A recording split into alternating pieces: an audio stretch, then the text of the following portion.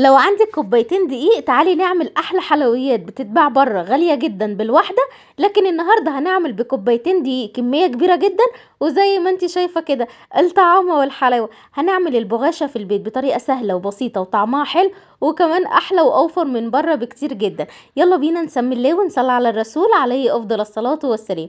كوبايتين من الدقيق نزلت عليهم معلقة من السكر ورشة من الملح، ومعايا مية على حسب العجن، ميه عاديه خالص ولا سخنه ولا ساقعه. بدات ان انا اقلب المكونات الجافه مع بعضيها، وهبدا انزل بالميه تدريجيا لحد ما الدقيق يقول لي كفايه لحد كده ميه. هتعجني فيها لمده 3 4 دقايق لحد ما تديكي النتيجه المطلوبه اللي احنا هنشوفها دلوقتي.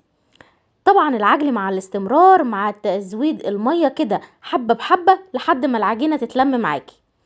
طبعا معرفتش ان انا اعجن في البوله، ففضلت ان انا اعجن كده على الرخامه لحد ما اتعجنت معايا وبقت بالشكل والحلاوه اللي انت شايفاها ديت كده.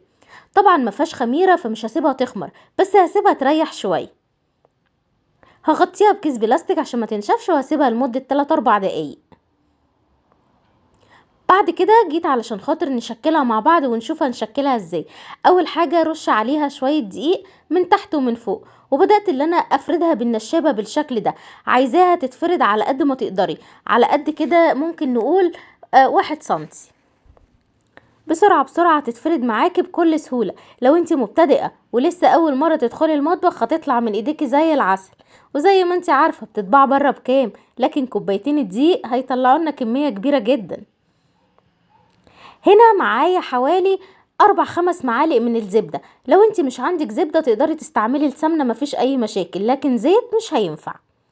طبعا السمنة او الزبدة بدرجة حرارة المطبخ. هفردها بالشكل دوت على العجينة اللي احنا عملناها، وبعد كده هلفها زي ما انت شايفة كده. هلف الكمية كلها، ما بضغطش عليها وانا بلفها كده وبسيبها براحتها خالص. طبعا كل حاجة شارحة نفسها. قوليلي في الكومنتات بتتفرجي عليا منين، وانت عندك الوصفة ديت عندك في بلدك ولا لا، ولو عندك قوليلي اسمها ايه. احنا كمصر في القاهرة عندنا اسمها بغاشة، انت بقى عندك اسمها ايه؟ طبعا قطعتهم بالشكل دوت طلعوا معايا 5.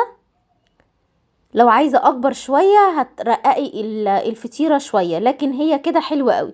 هغطيها واسيبها ترتاح شوية. لو المطبخ عندك حر شوية، احنا دلوقتي في الشتاء بس في مطابخ بتبقى سخنة برضو شوية، تقدري تحتفظي بيها في التلاجة لحد ما الزبدة تمسك شوية. طبعا غطيتها وسبتها حوالي 5 دقايق تريح، وبعد كده بدأت بقى اللي انا افردها بالنشابة بالشكل ده، وبرضو حطيت شوية دقيق عشان يساعد معايا في الفرد. خلاص كده بعد ما فردتها جبت شوية دقيق وحطيتهم بالشكل دوت كده. هبدأ اللي انا اطبقها. طبعا التطبيقة سهلة جدا زي ما انت شايفة كده. هعمل بقية الكمية كلها، وبعد ما اخلصهم هجيب نقطة زيت واحطها على الرخامة، ونقطة زيت هحطها على الفطيرة اللي انا بعملها. وبعد كده هبدأ اللي انا افردها بالنشابة، وما تضغطيش جامد وانت بتفردي علشان خاطر تبقى مورقة من جوه لما تدخليها الفرن.